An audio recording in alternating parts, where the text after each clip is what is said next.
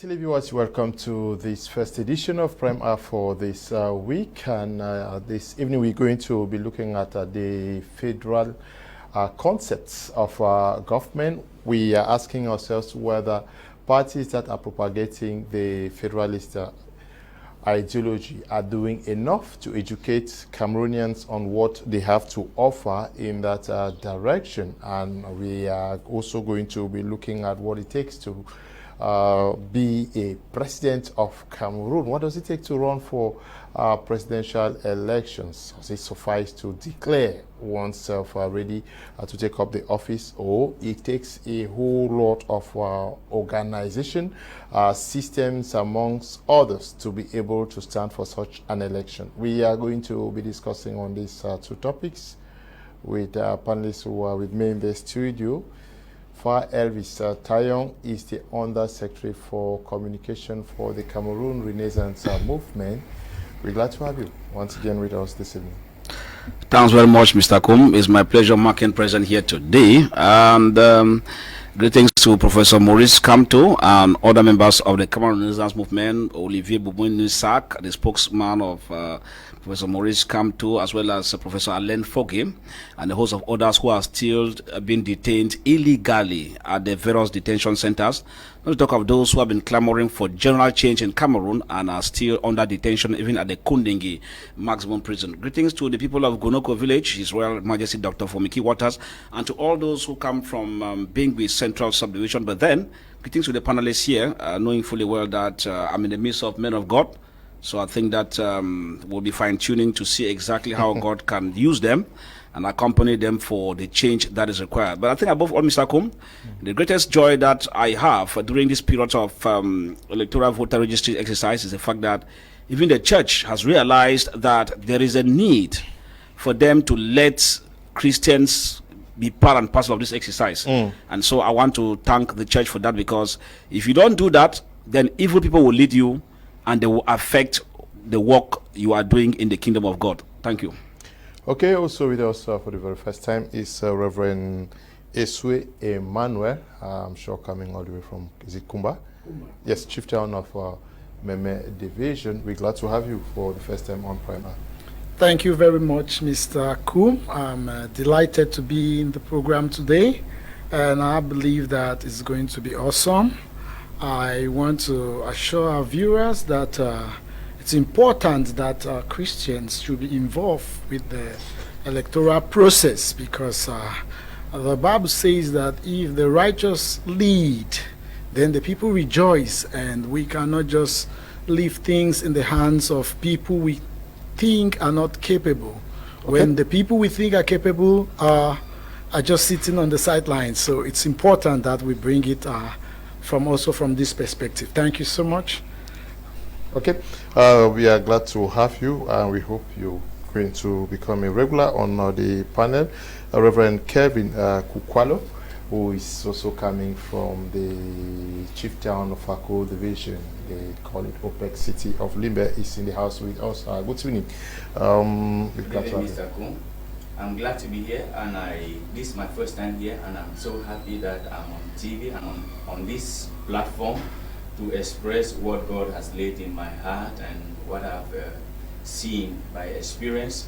And I believe that God is going to help this nation in Jesus' name. Amen. Okay, we also are expecting Professor Mac Anthony, a Pan-Africanist, to join our panel. I don't know whether it's called in traffic, but we hope he joins us. We are starting with the second topic, which has to do with what it takes to win a presidential election in Cameroon. What does it take to win a presidential election in Cameroon? I'll start with you, the kangaroo man. When we sit today and talking about the presidential job position, looks like it's becoming a job for just anybody to sit and say, I want to be a president. Suffices that I declare my intentions to be president, and that's it. Well, I think that a number of issues accounts for what it takes for someone to stand at the level of being a presidential candidate. vying for the prestigious position of being the president of Cameroon. The first thing has to do with following what the law says at the level of the electoral laws, which normally tells you that anybody, for example, having a political party and having at least a single council seat can vie for that. Now, the second part of it, that tells you that apart from that, anybody who can stand as an independent candidate should be able to gather at least 300 signatures from the 10 regions of the country, notably 10 each per region, with at least 3/4 of, we have a number of the second class and the first class traditional rulers being part of that particular signature, which they must not be able to, they are not eligible to be also signed in another person vying in again, which means that once they sign for you, they cannot sign for another person again. Okay, that one is that one too. And another one tells you that you could use probably the ban of any other party that meets up with these requirements to stand now. Those are the ones that the law tells us. But I think above all, there is also the financial aspect of it. That we know that you have to cough up some millions in terms of franc CFA for caution to stand as a presidential candidate. But that is not the issue just as per se. The most important point is that what does it take for somebody to be has to do with the morality? Because leading persons does not mean is an aspect meant for any Jack and Jill. The question is, what does it? Do you have the morals? Now, if I see, probably assuming that I am a convict, I'm a drug addict, probably I cannot be able to bring up a good home that could act as an exemplary leader, automatically that disqualifies me, even if I have the other a bit of the other objectives. Because if I come to that and somebody who knows my backyard brings out that in public, automatically it weighs on me negatively. Now, those are the aspects that we have to take into consideration. But then the bad thing is that most persons nowadays, they don't really work on all of these parameters we give. Most of them have that as tendency that first, we want to fall in the anarch of history that we have once been presidential candidates. Two, others know that when you vie in, even after paying the caution, there's a fallout which is given by the state for you to run your campaign, hoping that if you meet up with at least 10% and above of the final vote, you can come back to get your caution which you gave. Now, most persons equally will want to go in because of that reason, or because they can convince some other persons to pay the quota, the caution for them, and then pay some extra money for presidential campaign, so that in the course of doing that, they can tap part of it and keep down for their own benefit.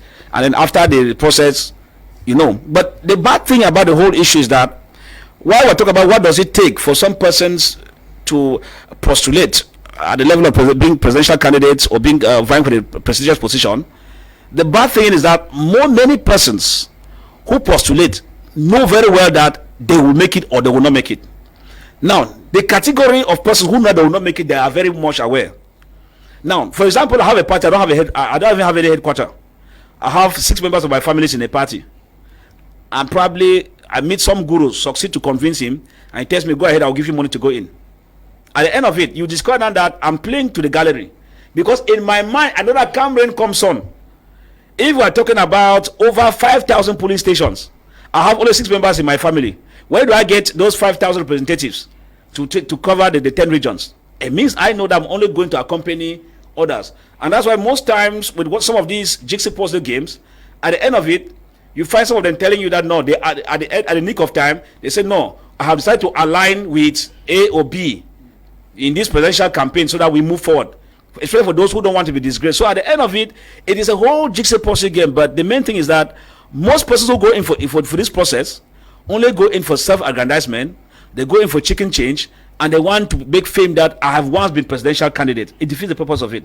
Very few will go in who think that they have what it takes. But I think that the population always know, from those who are jokers or those who have suitcase parties, and those who equally can stand the test of time as far as the exercise is concerned. Okay. When you look at the presidential position, you think that Cameroonians take their time to prepare themselves, or we just dream along and hoping that when it's time for elections, we come up from respective homes and beds to want to be president of the republic? Do we take time to prepare? Okay, I think that on the part of the preparation, it's very poor. Okay. Because when you look at, for instance, the American elections, you discover that they start to prepare 1 year ahead of time. But you know, in Cameroon, we just see elections some few months to the time of elections. But before you even start to stand like a candidate, you need to be able to build a campaign. You should have a team. You should have people that you are working with. Your team should sit down. They should come out with a plan on how they are going to run their campaign. And they should have their objectives. They should set goals, what they want to achieve as they run this campaign. It's not just something that you move by the wind. It's something that is well planned and well prepared. You look at the message. You look at what you want your audience to know. You look at the audience. You look at the country. You look at a particular problem that you want to solve. You are not just running a campaign without any sense of direction. There is a problem you want to solve. If you look at Donald Trump, in one slogan, make America great again. So with one slogan, you know exactly what the man wants to do. And so you don't just come out with a slogan like that. You sit down with your team and you try to study your message. And then you look at a sentence that is going to summarize everything that you want to do. And I see people starting a campaign without having a website. You know, it's funny because when people want to do a follow-up of your message, where do they go to? You should have a website where at least there should be a place where people can donate to your campaign. There should be a place where your profile is there. There should be a place where people can have updates about what your campaign is doing. And then you cannot even be talking of running a campaign in this 21st century without having at least 2 social media platforms where you continually update your people. For example, you could start with Facebook and Twitter. There is no way you just running a campaign, because right now there are so many people they don't have so much time, but there is no way you cannot have time for your phone.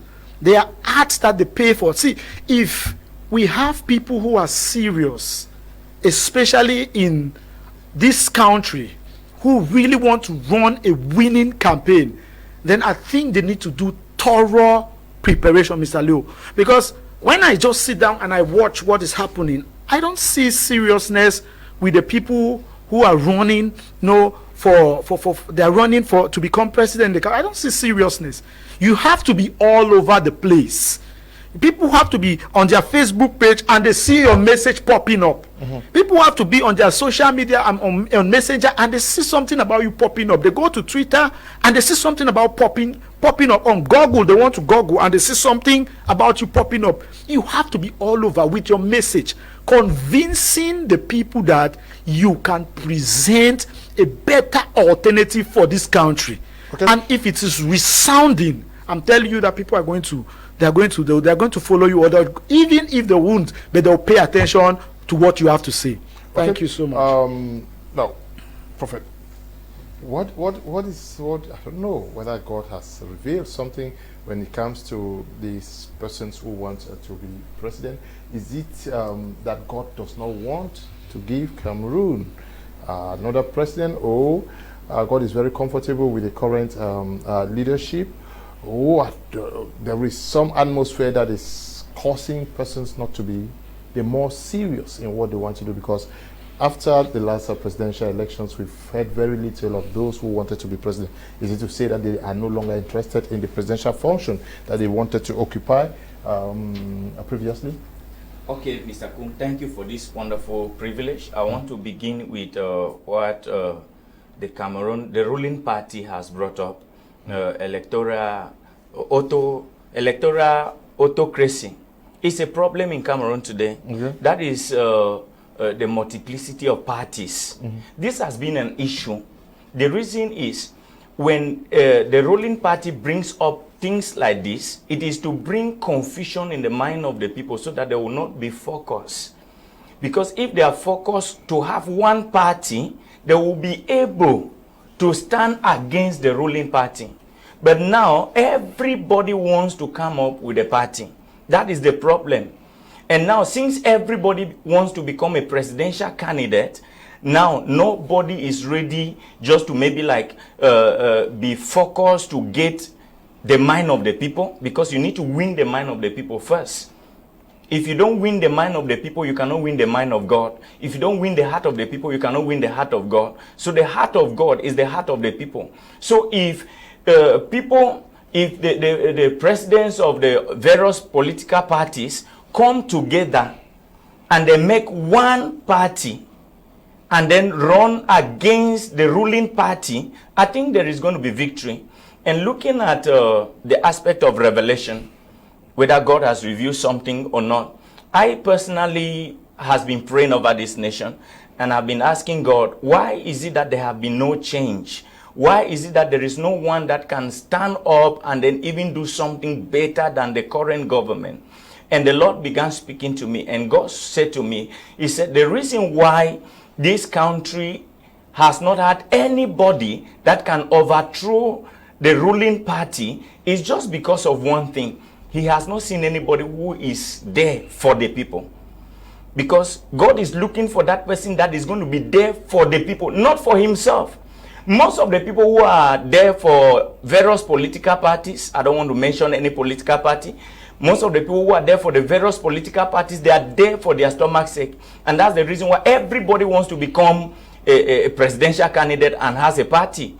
So we really need to call on them. We are pleading on them that if we must have victory in this nation over the ruling party, we must come together as one. We must reason together as one. We must have a one vision, because the Bible says my people perish because of lack of vision. So if they have a vision and they run with that vision, not divided visions, because when there are divided visions, they will not have success. So God wants to run with people who have his vision, and the vision of God is the righteous ruler.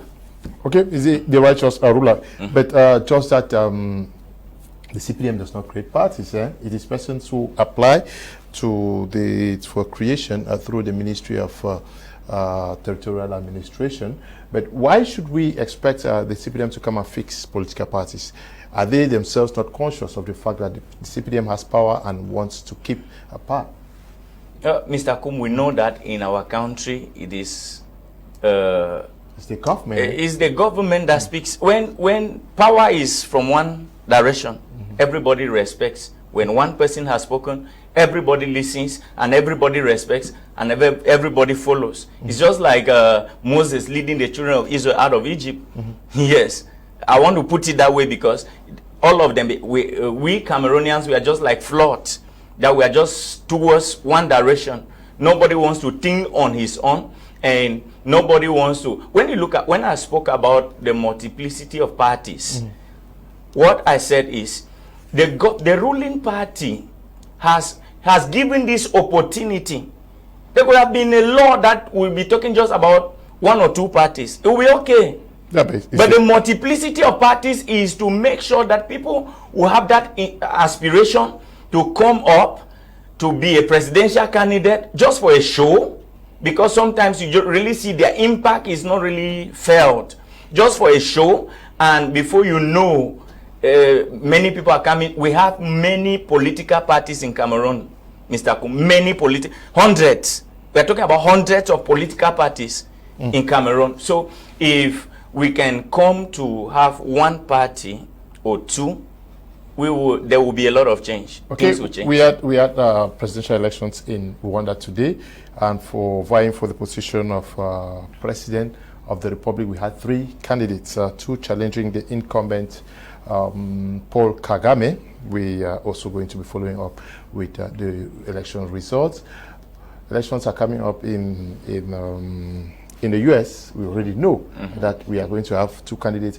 When we have almost everybody wanting to be president in Cameroon, what impression do we leave the people with? Well, I think it is true. We leave an impression of the fact that we are not too serious, but the problem emanates from the kangaroo system. Okay. Because when you have an expired system, the thinking becomes expired as well.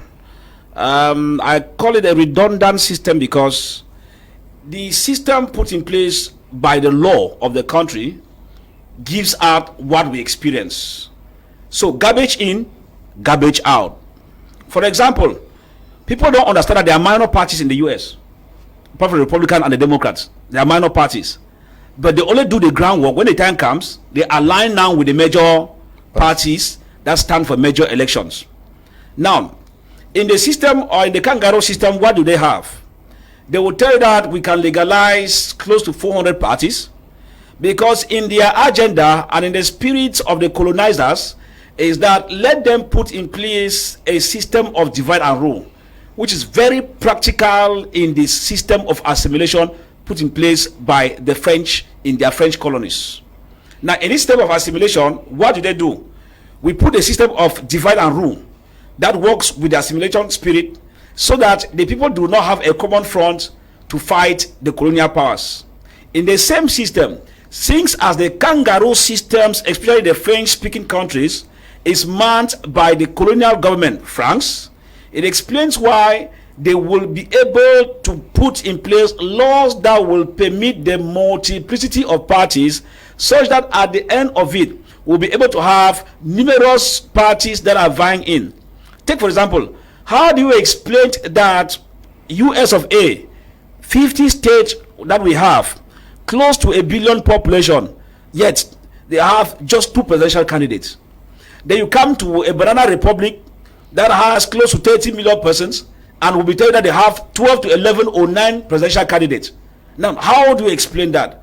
And then the worst of it in the kangaroo state is that upon all of this, the person who wins takes more than 84% for him alone, and the other few less than 20% is divided amongst the other 8 or 9 candidates. Is that an election we're talking about? That's why we always hail Kenya, because with Kenya you realize that the incumbent will always surpass the other with few number of votes, so that you discover the discrepancy between the person who has won and the one who has lost is not, the gap is not wide. It tells you that that is what we call a challenging election. Now, in the case of Cameroon, as I said, the worrisome aspect in the whole issue is that the laws of the country makes us to behave that way. If not, it is not a must that if you postulate to be a presidential candidate, Minad must validate it. It's not a must.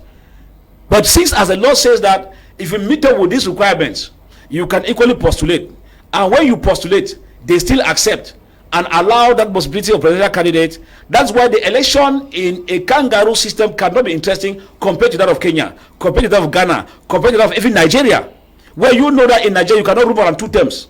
So once your second term, you manage the second term, it becomes very clear that you can no longer stand. So other people who come in know that you only sit and wait until they come in, then they prepare, you're handing over and you go. These are semi-organized systems. Now, if you look at what transpired, take for example, we're in South Africa, okay, Morocco itself, and then you come now to areas like the Ghana I just mentioned, even what we call Senegal. These are advanced systems of democracy, though they are on the African continent. But if we are comparing to Cameroon, what we're talking about, it is day and night. So at the end of it, it is true, the system that we have with the multiplicity of presidential candidates does not portray an aspect of the fact that we are serious, but the regime makes it that way. That's why I'll tell you that when you look at the way candidates come up, you even see that there are some that are even sponsored by the regime.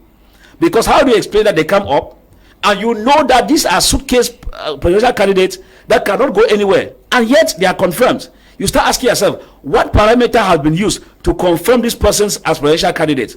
At the end of it, we always get these kind of elections coming in with the ruling party taking the victory overwhelmingly. And at the end of it, you ask yourself, was there any need even for the other candidate to postulate?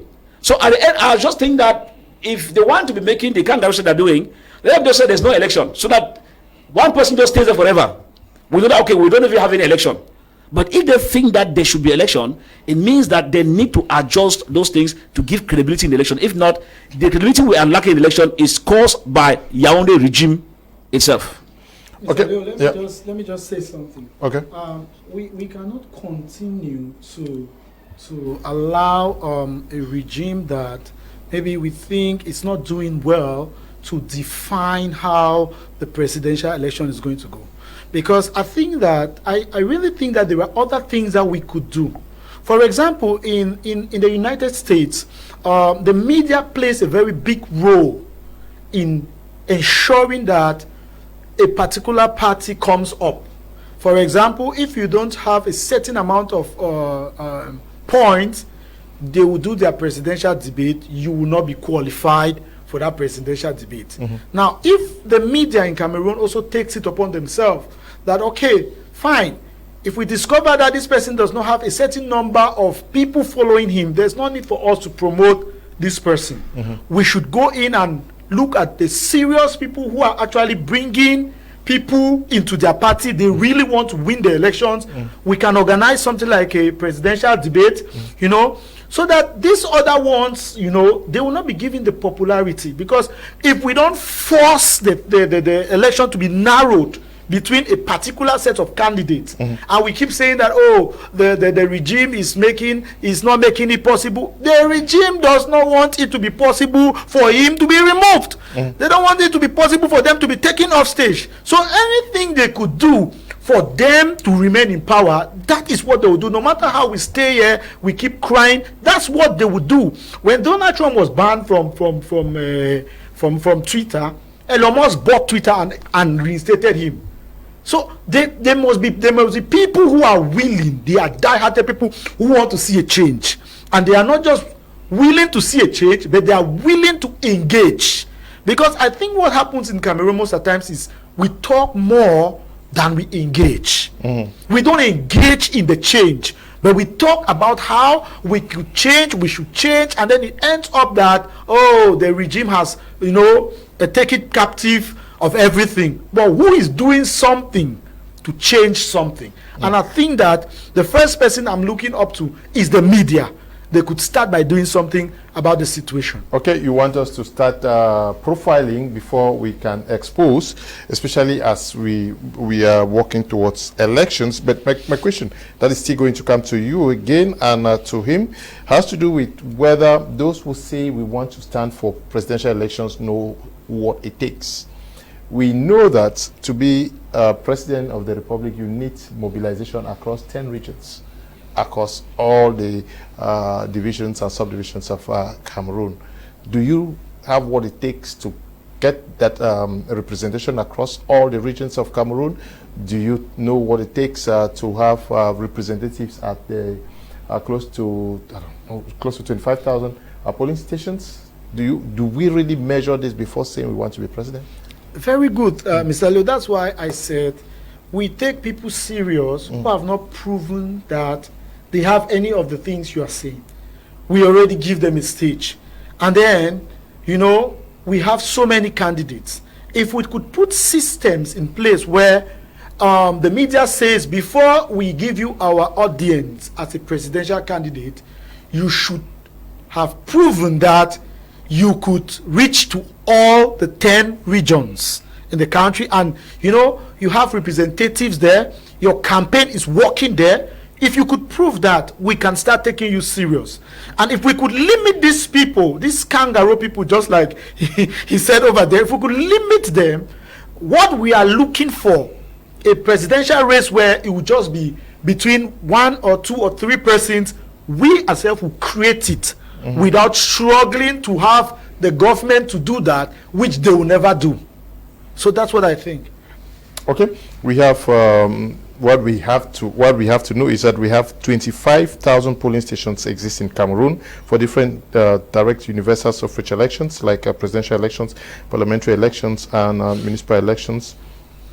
25,000 people are needed per political party to secure their results for each universal suffrage. We have 10,000 municipal councillors voted after 5 years throughout. Now, look at the numbers. We have 25,000 polling stations across Cameroon. You need representatives. When somebody comes and says, I want to be president of the country, should the population start profiling, looking at their capacity to mobilize above 25,000 persons only on the day of the elections? Okay, Mr. Kum, looking at the political parties that we have in Cameroon and those who are running in for president, you realize that they don't have those representatives in all the regions. They don't really have people who can be there and stand for what they want to see. And if you look at things very well, like I said before, the ruling party brought out multiplicity of parties to divide us. Because they know if we are divided, we will not be able to do what will counter them. You understand what I'm saying? Yeah, but again, it's not the ruling party that's creating parties, eh? Yeah, it is you and I who goes out there asking for authorization to create a party. If we know that the ruling party, though the ruling party does not, it is persons who apply to create parties. If you know that creating so many parties is going to weaken us, why go in for it?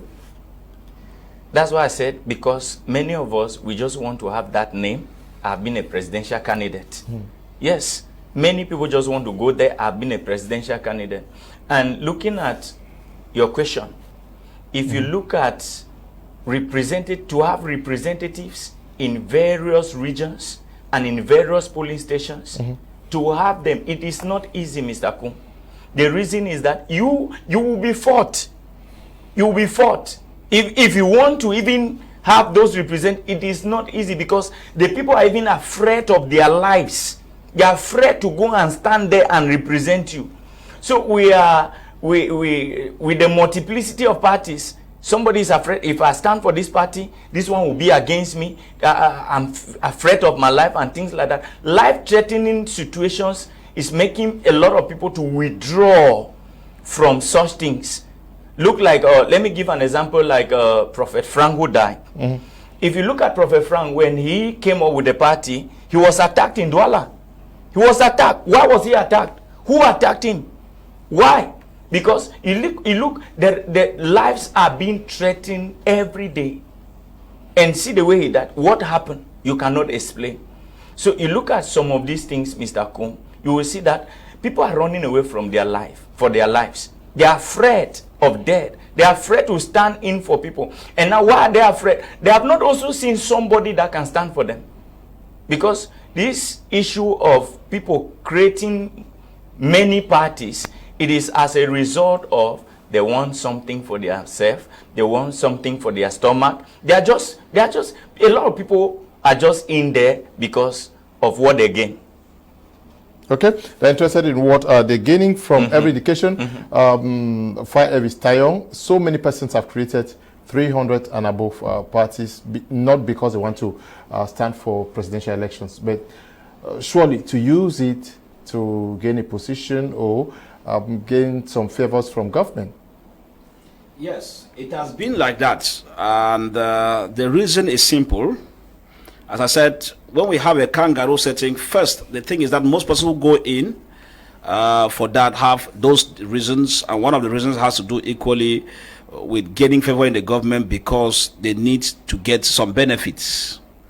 Now, when I say get some benefits, for example, if you go to the West, most persons who postulate presidential candidates are multi-millionaires. So you first know they are not hungry, but people want to offer something. Now, imagine a man who has a briefcase who has an old limousine or an old Land Rover, or a man who is even trekking and climbing back every day and tells you he was a presidential candidate. How do you entrust that kind of? Let's just assume that by error you want to allow him. That means you have given him the position to enrich, to cover up all his poverty for the past years. But a man who is well-to-do tells you that the possibility of engaging himself in investment will be limited because, after all, he has seen money. Currency has passed in his hands and is currently passing in his hands. So the probability of that person getting so corrupt is limited as opposed to someone whose background is characterized by poverty, and he tells you that I want a presidential candidate. It's but no doubt and no gain saying that those who go in for it have obviously those reasons for positions. As most of the times, people who go in and miss it, there is always, if you have a government that wins out of good faith, a serious government like in South Africa, what has the president done? He has come back down to all those presidential candidates to absorb them in the government. So it means that if you had your suitcase party and you were a presidential candidate, obviously you can put, even if it's a divisional delegate of youth affairs for FACO, even the other condition you could not even vie for that. or you don't qualify, but at least he could compensate you as a presidential candidate to be a divisional delegate somewhere or a sub-divisional delegate somewhere, which you will happily take it because you know that it is out of his magnanimity that he decided to even co-opt you in that aspect. So at the end of it, you realize that the purpose of becoming presidential candidates in Cameroon in particular has been defeated, because people don't go in as per se for the fact that they want to put some orders in place, unseat the kangaroo system, and work towards changing the livelihood of people as per se. And how do you judge that? From the caucus where they come from. If, for example, in my small family, I cannot get my family in order, it means that if you put us presidential, things will go wrong. Or if I'm running a small school, or maybe with 5 teachers, and I'm arrogant with the teachers, I'm unable to coordinate a school that I've been running for over 10 years and standing at the same place, then you tell me to become a presidential candidate, there's an indication that I cannot go anywhere. Or probably I'm a pastor that I have maybe 10 Christians. For 10 years, I'm revolving around 10 and 15 Christians.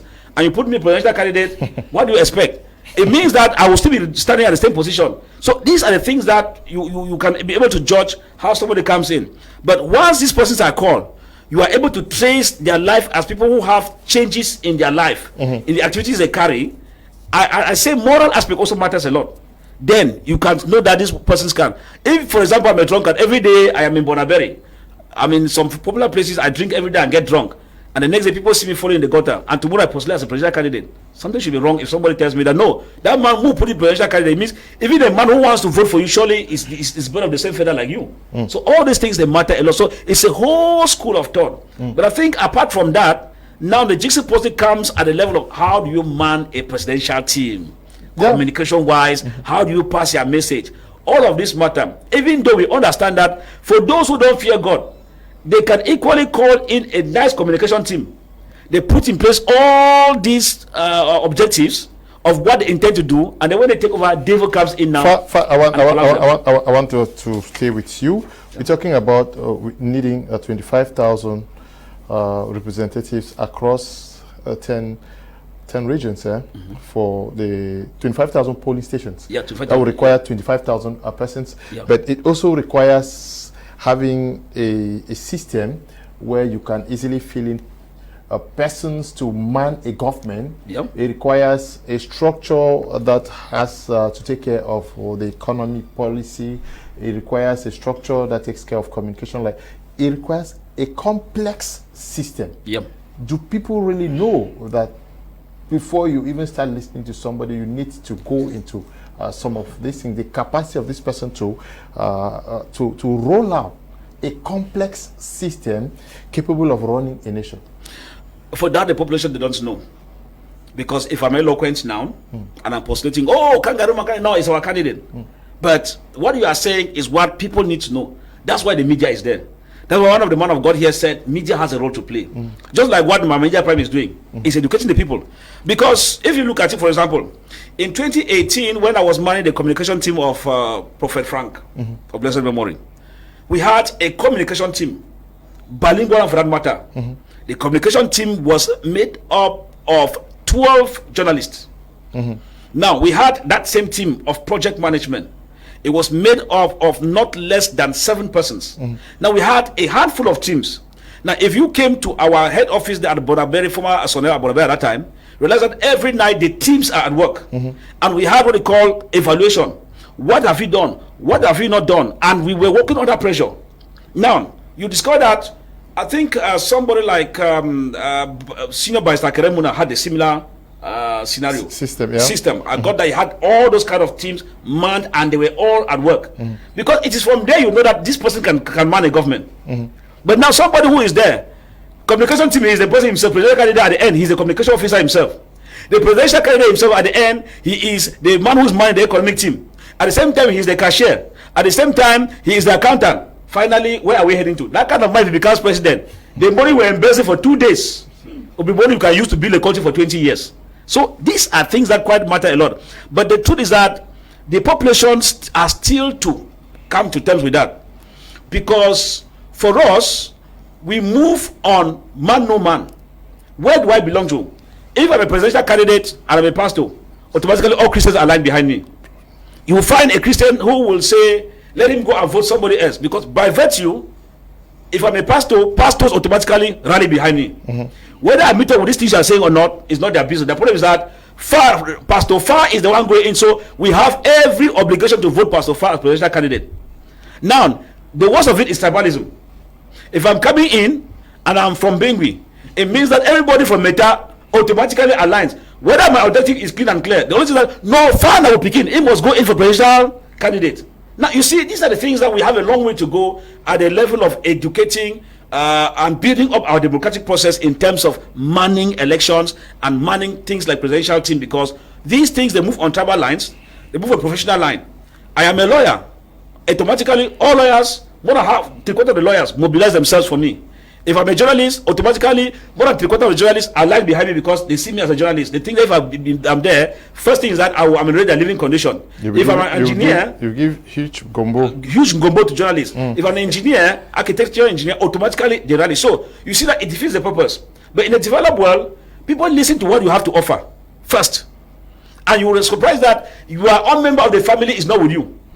He is following but another presidential candidate. That is what we call advanced system of democracy. You sleep in the house, you eat in the morning, while you are going left, he is going west. You start saying, but how about today?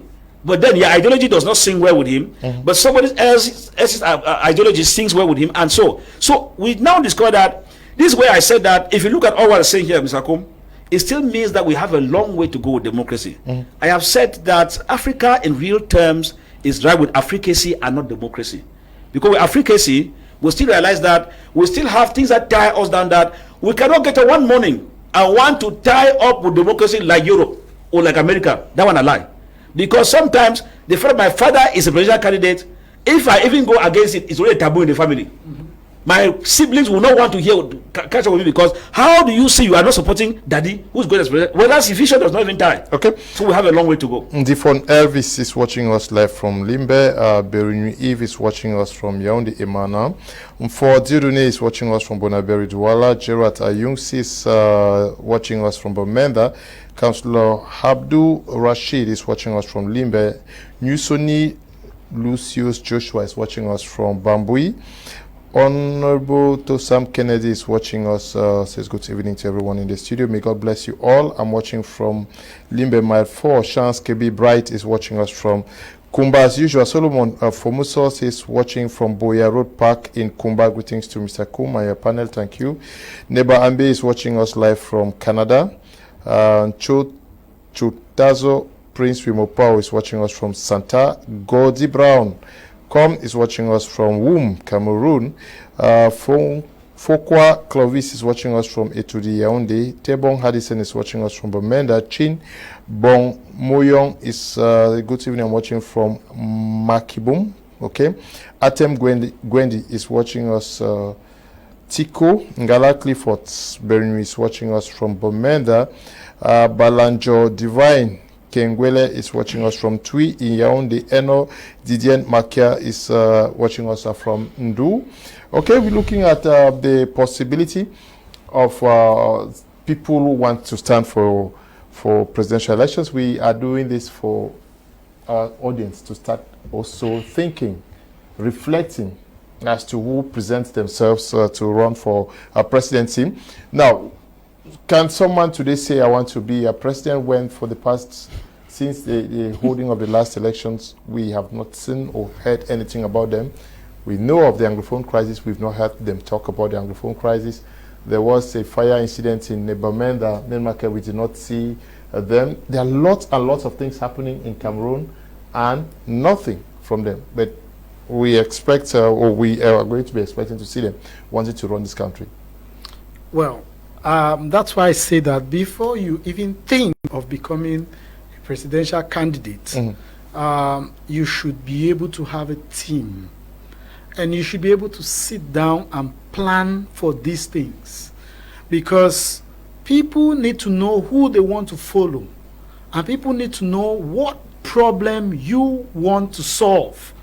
You cannot just sit down, you've never said anything about the Anglophone crisis, and you know that's a huge chunk of voters who are looking up to who is going to say something that will bring a solution concerning their plight, and you've not said anything. So how do you get the attention of the people? Because when you want to become a presidential candidate, you begin by giving opinion about everything. You know, Donald Trump got up and said that I will stop the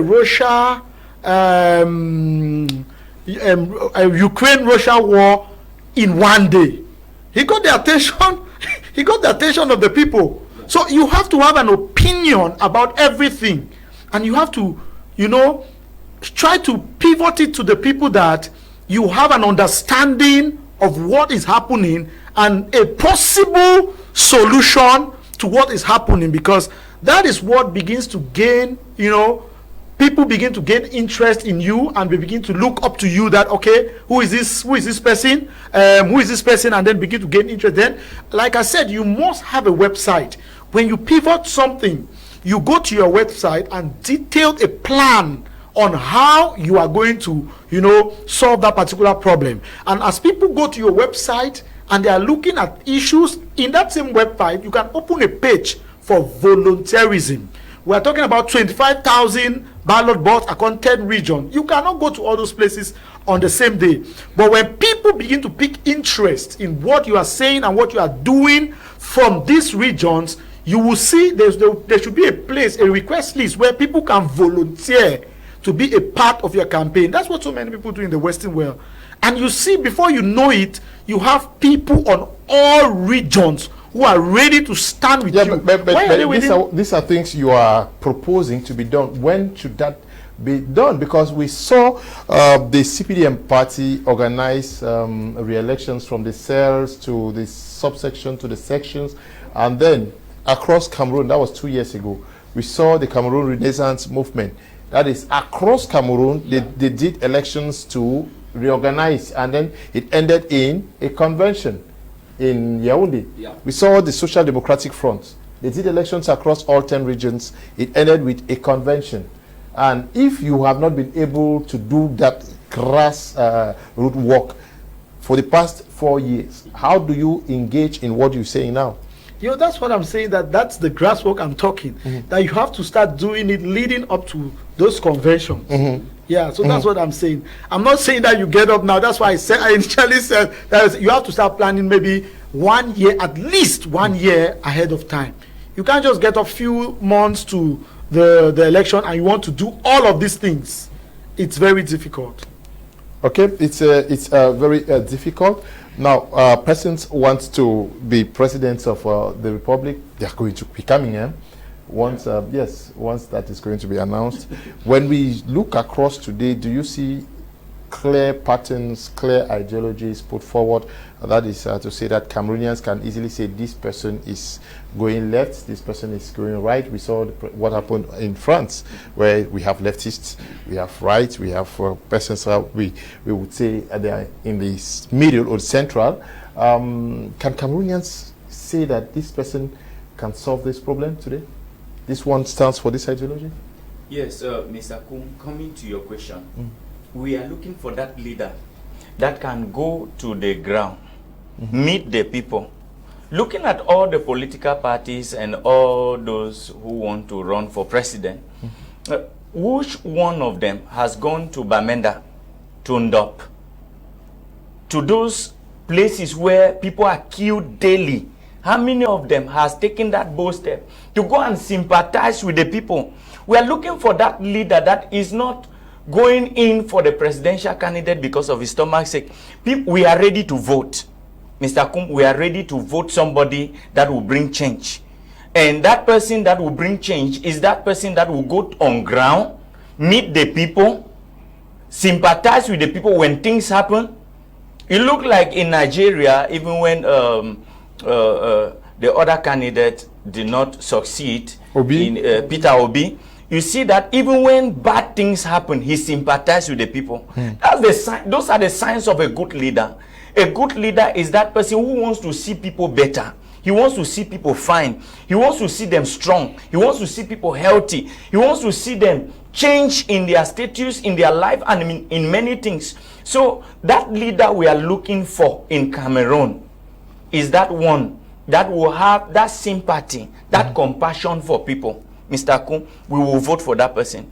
We have not seen among many political, we are pleading with them. It is not just all about you going in to become a presidential candidate and they know that maybe you have run in, you have a party, you have made name. We don't want people who just come and then make big names and then die without result. We want people that will bring out result. If we want to see change, we want to see change. We have bad roads everywhere. I'm just from Limbe, driving from Limbe from 3 p.m. to arrive Douala. Inside traffic, I arrive here at 6 o'clock. It's not easy. It's because of bad roads. The traffic is because of bad road. We want that person that will come on ground. Even now that you're a presidential candidate, what have you done for us to trust you? It's a big question that we are throwing back to them. What have they done for us to trust them and to vote them? I'm ready to vote. We are ready. We are all ready to vote. I'm a pastor. My members are ready to vote. Everybody is ready to vote. Everybody wants to see change. But now, how can the change now come when we have not seen the person that can bring change? That's the question. So it's not just all about, okay, we have this party, we have this so and so person that can run in for this position, that can run in for the parliament, that can run in for this. They are there, but we want to see those who have the heart for the people. The heart for the people is what we are looking for. Okay, the heart for the people is what we are looking for. Good evening, please. It's the deadline for voters registration. I'm sure that is going to be August 31st. Yes, August 31st. So we still have next month. You can rush and register wherever. Just ask for where the CAM office is, wherever you are. This one says, good evening. Fali Roger is watching us from Kumba. Good evening to you. Good evening, Mr. Liu, and our well-listened nation builders, Mr. Fai. I am always fulfilled when he's in the studio watching from Mutengene. I'm Buddha Peter, writing from Mutengene. Good evening to you, sir. Oops. Good evening, Mr. Liu, and your panel. I'm Silas Ngamkong, watching from Douala Bona Berry. Hi, good evening. Scott is watching us from Bamenda. Good evening to you, Scott. Hi, good evening. Oops. Good evening, Mr. Kum. I'm Belta watching from Yaoundé. Good evening to Mr. Fai. Okay, good evening, sir. Tingam James Dolan watching from Mayor Street. The program is indeed a powerful one. Thank you. Good evening. Eric is watching us from Betua. Hello, Mr. Leo. Good evening to you. In the house, Esther is writing us from Kumba. Good evening to you. Fidelis is watching us from Fiango, Kumba. Lots and lots of persons are watching us from Kumba this evening. Good evening, Mr. Leo, and to all in the studio. To win elections in Cameroon, the candidate must be fearless and frank even if he does not have a good political roadmap. Cameroonians want only a change in government. That's all. Okay, Tatakes is watching us from Bonaberry. Good evening to you, my brother. Mukanya Ebel is watching us from Boya. Paddy Newman is watching us from Boya too. Yu John is watching us from Fundong Boyo Division. Good evening, everyone. Sonengule is watching us from Tombel. Good evening to everyone in the studio. Interesting program. Echu Roli Brown is watching us from Bumakai Mboya. Babangida says, following you on Facebook, Mr. Liu. Good evening to you, Babangida. Glad to read from you again. Tata Nelson is watching us from Kong Samba. Thank you, Nelson. Adaikezmekum is watching us from Womb. Good evening to you, President, and good evening to you, Adai, the HM. Glad to know that you are molding minds out there in Womb. Chief Town of Menchum Division. Now, how do we sift out the political space so that we get quality candidates and convincing enough for our population?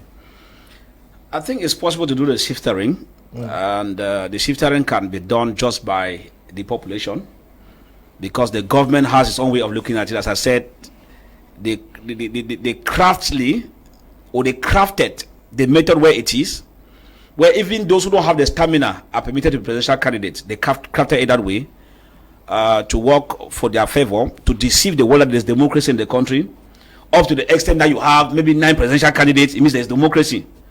but at the end they have the mafia which they put in place. That one is that one. But I think that, you know, I have a different school of thought from like man of God who said they are still waiting for. If we are still waiting because we are not pious men on earth, and we understand that the foundation that the leaders of the country built has even discouraged even few persons who would have been courageous enough to come out and say this is a kangaroo and expire system. Few persons will be able to say that because we go through threats, but we still decide to say that, knowing that it's better we die speaking the truth than probably to sit like a coward and put our tails in between our legs. Okay, now, but not everybody will be having that kind of courage because people are not born the same. And so we cannot tell somebody, if you don't have the courage, come out and be saying the same. No. But I think that if we say that we have not seen, we are still waiting, it means that Pobia has won. We have surrendered. We have already surrendered.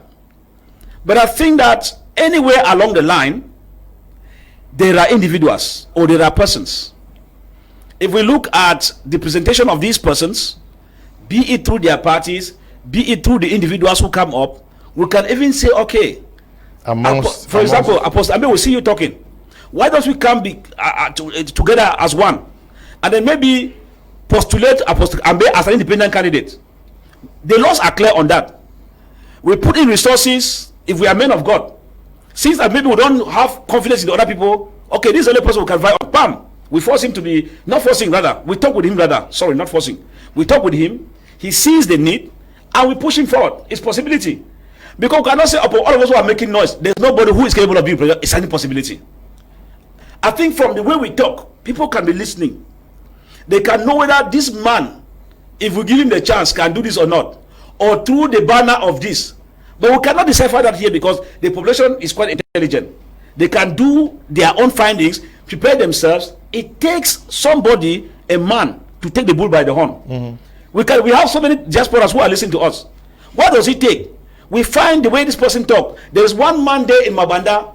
Is there anywhere we contact him? We group ourselves in the diaspora. What does it take? We galvanize some 50 million. Look at Kabalibi with the issue of the issue of him coming up. People contributed money for him. He was not viable, but he presented himself as a young man, and he was able to cover his eyes and make some moves round. Now, Cameroonians who saw him as somebody who has an idea quickly rallied resources and bailed him out. That I'm saying for those who don't even have confidence in the political leaders, this is an option you have. You can get that postulate, like those who claim for Anglophone president, for example. You can pick anybody, even Mr. Kumba who is here. It's not a taboo. You meet him behind Mr. Kumba, but you know you have been changing the minds in this nation. What do we do? Bam! He says no, I don't want it. You say no, think about it, and then you put the resources. You gather over 200 million. You put, because the truth is that for presidential elections, money too is needed to do the groundwork. There is no grabber we're talking here. If I blow grabber here without the man in Kusari seeing me, or knowing I can come there and offer borehole well there for them, I can come there and build a bridge that be fairly difficult to cross from Tukumbere to this other area, it means I'll be blowing hot air. So all of that, as I'm saying, we have intellectuals in the country. It is possible, Mr. Kum, to get a presidential candidate. If you doubt the parties, get individual, because the law provides for it that independent candidates can postulate. Once you do that and fulfill the conditions, now you discover that paying, whether it's a question of 10 million or 30 million, is not a problem. You pay, postulate, you get cars, brand them all with this picture there and the vision on the cars. You can buy 35-seater buses, about 10 or 20 of them, divide them around the regions, campaign, they start doing groundwork. Before you know it, that person can be president.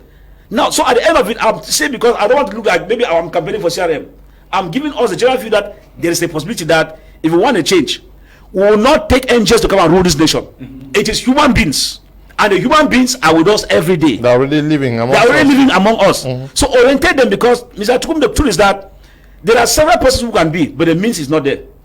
There are some persons who can be there, but they need somebody like mentors to put their hands together and say, Chief, do you know that you can be this? Look at Barack Obama. He never dreamt of becoming president in US of A. But few persons who knew him, apart from being a lawyer, cornered him. First, he did not believe as a black he could be president. They told him it is possible. You know that. He wanted to say no. They said no, don't bother. Don't bother about the money. We will put the money for you. Before he knew it, there was a fundraising that raised more than $200,000 on the spot. They say, is that national matter serious? Cars that were needed for campaign, people that were needed on they started making tours. Jet plane was put at his disposal. He was moving just based on that sponsor. Before he knew it, his popularity came up and he became the president of the US of A. It is possible for Cameroon. And so the only thing I want us now to do is that we should be positive. If people don't see Kamto, they don't see Honorable also Joshua, they don't see Kavalibi, they can even see an independent candidate. All is that we are at the crossroads. If we don't step up the game and the regime stays again, we are finished. Some of us will have to take the shortcut to start going to Guinea, which is even worse than Cameroon to live. But because we have no choice, because what we are seeing now, price hikes already coming in, scarcity of everything, even food basic necessities increasing every day. If these guys stay again as they are there in the parliament with no work done, clapping, and even taxes should be increased, we are living in hell. We have devils in broad daylight who even jubilate that taxes should be increased. This is witchcraft in broad daylight. Why don't we think that we can sit and say that if we don't have an angel to lead us, better we should take a half-baked angel whom we think that we can later on pray to God to change him along the line and become the angel we want. With God, everything is possible. Yes. How do we sift the plethora of persons, because many more persons that we do not know are going to come up that they want to be presidents? How do we get sanitize the sector before 2025? Okay. I will start again by saying that there are so many people that will come up, and the party in power will not be the one to sift at those people because it works for their favor. We ourselves have to take the bull by the horn, and everybody has a role to play. When you see that there is a person who doesn't look serious, I mean, the way he carries out the campaign, you can't find anything about him. You can't see the possibility that he can reach out to all the other states. Why do you go and queue behind such a person? It's of no use for you to go and queue up behind such a person. You know, you try to look and see that this person has the ability, the charisma to mobilize people. You know, like he was talking about Cabral Libi. The first time I saw some videos of him, I was like, oh, this man looks serious. You should see that this man is able to gather people. He's able to gather people when he has maybe a conference, a convention. You know, you want to watch and see how many people attended. You can't be going somewhere that there were just 4 people attending the program. So do you think that with those 4 people, he's going to be able to mobilize the number of people that he needs to become the president of this nation? It's not possible. We should also first be serious with ourselves and our opinions. Be serious, because if you are just doing I know this man, it's a pastor, I want to vote for a pastor, I'm related to this person, then we are shooting ourselves at the foot. And that is why I say that he who wants to be a presidential candidate, he must be all over. There's no way he can be behind. He must be all over. His opinion must be everywhere. He must be visible. And the only way you can be visible right now is through the social media and the media. We can't know you if you are not talking, if you are not visible, if you are not coming on the limelight for people to see you and know what you stand for and know what you are proposing for the nation. You are just behind the people, will not rally behind you. And so we have to see you showing yourself out there and outlining your positions and what you want to do for the country. And then we also should be realistic. When you see somebody that has the right things to say about maybe Southern Cameroon, I mean talking about the Anglophone regions, he has the right things to say, how he's going to bring solution to these problems. Why not queue behind this person? You see somebody who is saying the right things about the way he wants to build this country, the economy of the country, and everything, how he wants to reform the political system of the country. If that's what your heart desires, why don't you queue behind such a person? Because if we don't come out from this hypocrisy and pretense and we face reality, what do? We ourselves want the change, because if you want the change, then you discover that the change is found inside of you. Because inside of us, we know the truth, and we know who wants to bring the change. And if we believe in ourselves and believe in God, it will lead us to choose the right persons. Okay. Should we give ourselves to prayer so that God miraculously is going to help identify the true candidate? And men of God in Nigeria, when it's time for elections, we hear most of them talking. In Cameroon, are you guys scared? Actually, Because Mr. Kum, you see, John Suleiman comes out, Papa Oyedepo comes out. All of them are giving directives that this. actually, we are not scared. Okay. We are not. First, let me talk on a personal note. Okay. I'm not scared. Yes, I'm not scared because I know if I'm speaking the truth, the Bible says that you shall speak the truth and the truth shall make you free. When you speak truth, truth is good. Truth can deliver you. Truth can set you free. So there is nothing like I'm scared. Let me talk about myself because I don't know about others. Others may be scared, but me, I am not scared. That's the reason why, on personal note, I've prayed on several occasions concerning this country, and God has given me several revelations about this country, of which it is on my page. I prophesy them, I publish it, it is online. I speak about a lot of things, and also, by the grace of God, things are coming to pass, which shows that God is speaking. The Bible says, you shall know a prophet when he says something, and it comes to pass. And now, I want to say something, Mr. Kum. Leadership is inborn. Leadership is inborn. When we talk about, like Mr. Elvis was saying, when I talk about we have not seen that person that we can rally behind and say, this is the man that can bring change, I am simply saying that the little that, why is it that they come and they give us Maggi, salt, rice only during election? It's a question. We have IDPs. How many of them go to the IDP camps and they buy rice, they buy foodstuffs, they buy mattresses and many other things and give them?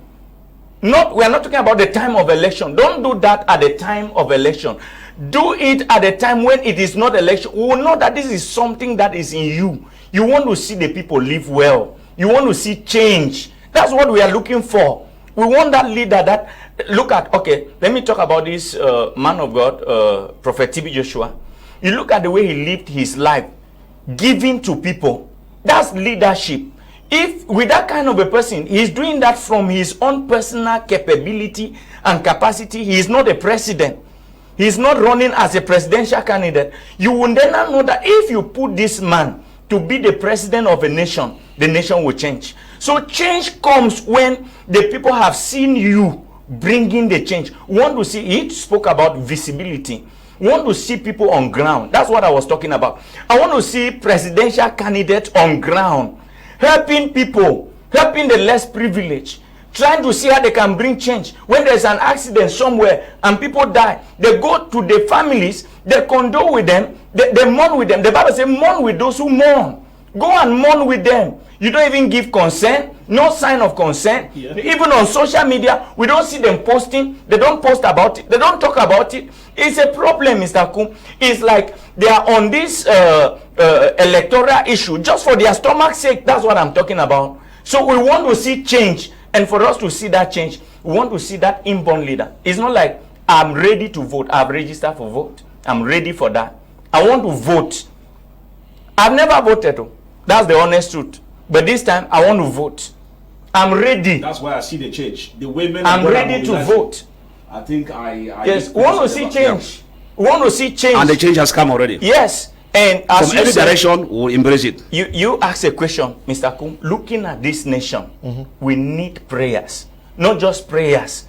We need people that can stand the gap. The Bible says God is looking for that person that shall stand the gap for the nation. And there will be a change. And I think there are people praying. I've seen a lot of leaders, I don't want to call names. I've seen a lot of leaders, pastors, organizing prayers for the nation. And they are moving from one city to another, praying for change. Prayers is going on. But in as much as they are praying, we need people who can accept that call. When God calls you, you need to accept the call. If God has called you to be the president of this nation, you must not be a pastor to preach like us. You are called in your own capacity, because leadership the Bible says that leaders are being placed there by God. So even as we see them, we have to respect them because they are placed there by God. You understand? So we need somebody who can answer that call and seek it. The person who answer the call must go for the crowd, the people. Yeah, but he's raising a concern that an angel will not drop from heaven. Why not seek those who are existing and look at least who has done what? Because we have seen what Cabral Libi has been saying. Almost on every subject, he comes out to talk about it. We've seen his president, Professor Maurice Kamto. Every day I must follow everything that he says on his page. I follow every day. He has updates on it every day. And when something happens, there is Joshua C. When something happens, you also hear him talk, and a few others. But amongst them, you don't see that servant leadership? Is that what you see? Looking at Professor Maurice Kamto, he has... I'm just citing, but I don't That's want end of the president, not him particularly. Yes. Yes, looking at them, actually, I've seen some signs of good leadership. But I'm saying they can do more. Okay. That's my point. They can do more. Go far beyond. Yes, go far beyond your strength. A leader should not be there for himself. He should make sure that he should not have a suit to wear, but someone should have a suit to wear. That's a leader. He should make sure that he should not have food to eat, but someone should have food to eat. That's a leader. Those are the kind of people who want for that kind of a man is a leader that you know that if he goes in for that position, Mr. Kum, he will not embezzle.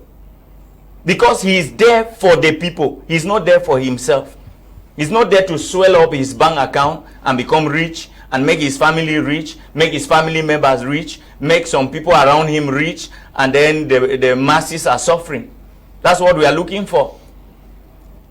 Okay. In a country where there is a lot of lack of trust for presidential candidates, I personally believe that any presidential candidate has to go an extra mile, To win the has to do more. Because if you are talking about being a presidential candidate in Cameroon and you want to actually dethrone the ruling party, you should be able to go an extra mile. Why are you not in Southwest?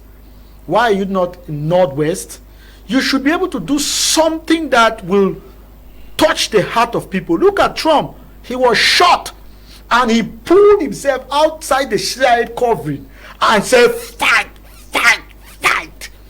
Immediately he did that, Elon Musk, who has refused to endorse any other presidential candidate, endorsed Trump with almost 150 million followers in X platform and donated to his campaign.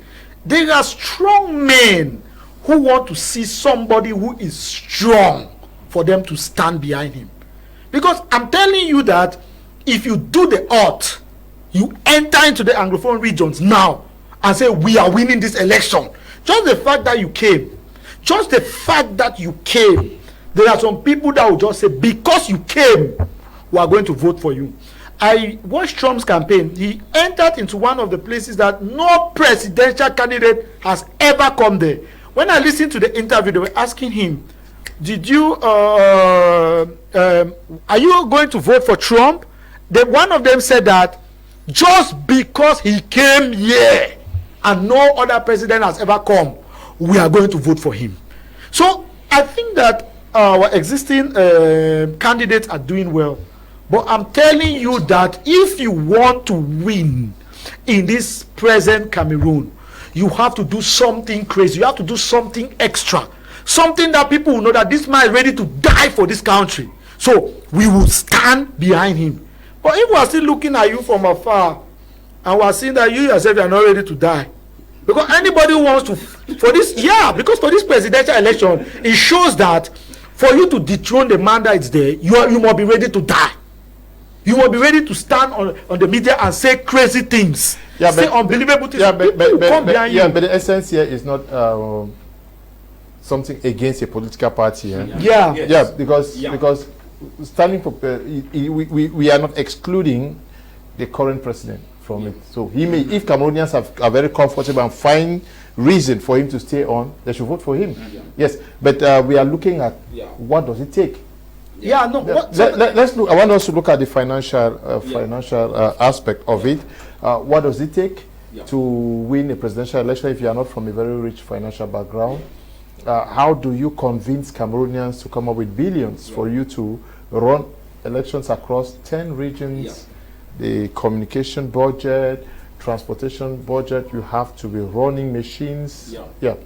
Yes, I think I might have to say that probably like someone who mans the communication team of Prof Franklin, and the millions we spent during that period, and with the amounts we spent especially for media, media campaigns and all the like. Now, you realize that, like what Pastor was saying, the issue of coming up presidential candidate, it is true. It depicts how serious they are. But in that case, we could manage to compare with what would transpire in the developed world, but not fully. For example, there was a time that Professor Maurice Kamto was to go to Limbe. And most of those things you take clearance and you indicate. And the first thing that he got was that they could not guarantee his security. That is the reason. People don't know why he's not going to Norway, because instead he wants to come, because under normal condition, as a legalized party, under normal conditions, if he's going, he's supposed to indicate to the governors in the area, and they put with his disposal a security team with his itinerary that he gives to them. Okay, that has never been the case, because instead of telling you can go, but we cannot guarantee. We understand, even when Honorable Bandam at the point in time was going in for the campaign, we realized that there were times he cried foul, because when he wanted to get to the armored car that would take him to Baltimore to campaign, there were times they would tell him that the armored car is not yet ready. It was a way of frustrating him, because for them, they had their own itinerary. But he, as an MP, Vice President of the National Assembly, had what it takes for them to also accompany him as a legal party to Baltimore. But they frustrated him several times to carry him along to Baltimore for the campaign, which made it very difficult for him to campaign within that atmosphere. What am I saying? You could see the other presidential candidates very okay with the other 8 regions. But then the issue when it comes now to Northwest, Southwest, if you don't master the terrain, the governors invite, they tell you, sometimes they'll tell that no, we don't have enough officers to put at their disposal. There are times people don't know that as a political party, when you want to go, if you want to insist, there's the amount of money you pay to get those security officers accompany you. Once enough of the ruling, even ruling party they compensate to. I'm sorry, people don't know that. Even ruling party they compensate when they have to get into those armored car to get into a particular program, because the head of that unit of that military base will tell you that other part of Kabirang. He tells you clear and clear. Yeah, but this is unofficial. It's unofficial. Okay. The truth is that he has the right to tell Mr. Lukum. Because if at the point that you want him to go, when they have not yet sent him petrol bomb for a particular mission, he has the right to tell you, he is right on that. As for you to know where you to fuel those cars, they give you the bill. If it's okay, they take it along, because you are not moving on the itinerary that the state has asked them to move as per managing security issues. So now we realize that these are the things that sometimes you discover that when it comes to going to the field, the terrain is not the same with the developed world, whereby there is no war, everything is flat, and therefore people can move to Baltimore, they can move to Kufutu, they can move to Furawa from Fuka at random. Now that one is that one. Talking about the issue of money, I keep telling people that with election, that's even what this doesn't even handicaps opposition, because most of the times you discover that for the ruling party, director generals are there. For some of them, their salaries are 15 million per month, 30 million per month. They control budgets of more than 4 or 5 billion in their enterprises, which they know how to maneuver, which means they have what it takes as per those on the ruling party to man that, to cough money out and put in their party in the areas where they want to go. Now for opposition, like what you are asking, you want to be presidential candidate. First, only to man the convoy. I realized each time we were moving with the Prophet Franklin, we had a convoy of 48 persons. We even limited it. Now, while we were 48 persons, we had a convoy of not less than 12 cars at our disposal to move on. And these cars, they needed fueling, and each time they get back, they needed repairs, and then hotel bills to man, feeding to man, and each time you are moving to a particular area, there are some vulnerable cases you meet that is not buying their vote, but you are forced to attend to. Even some dance groups, you need to make a gesture. A woman who has suffered for long, and seeing you, he moves to you, and you see a child with a boil on the ear, You have no choice on the spot to dispatch money for that particular case that is very a call for concern to go to the hospital. So at the end of it, you could imagine chunk of million that are spent at each time. Now, run the national territory. You could imagine what it takes. And so, sometimes the Cameroonians who complain that some of these candidates had not come to right where they were, could not understand that, first, it became very demanding for this presidential candidate to touch all the looks and is that not actually what the problem is? You want to be president. You must sit back, calculate the financial costs. You must know that to move around the 10 regions, this is what is going to take you, the main person. Now, each region has a campaign team. Each division has a campaign team. Very correct. Each subdivision has a campaign team. And all of them need finances. You need to print posters. All of that. Now, why do you engage in something? No, we do the calculation, and that's why when we get to areas where we cannot move, the other teams take the relay. You get to the region. The day you are coming to the region, the divisional teams meet you there, like the presidential candidate. You talk with them, give them instructions. By the time you're taking off from another area, they move back to the area, man their divisions. When they man their division, their sub-divisional representatives come to that meeting. They transmit the message that you gave to them, and they also, so you see that is what has helped us to go quite very right through. So at the end of it, I was just saying that, for example, taking to cases of those who are individual candidates, it is not a biscuit. That's why I said that on this platform, that those who think that these candidates are not good enough, it means that there's a possibility for independent candidates. And Cameroonians of goodwill who have the money, or not necessarily having the money, the will first. Let me start with will. Because if you have the will, if you have a credible candidate, people can fundraise. Yes, they can fundraise. You do GoFundMe.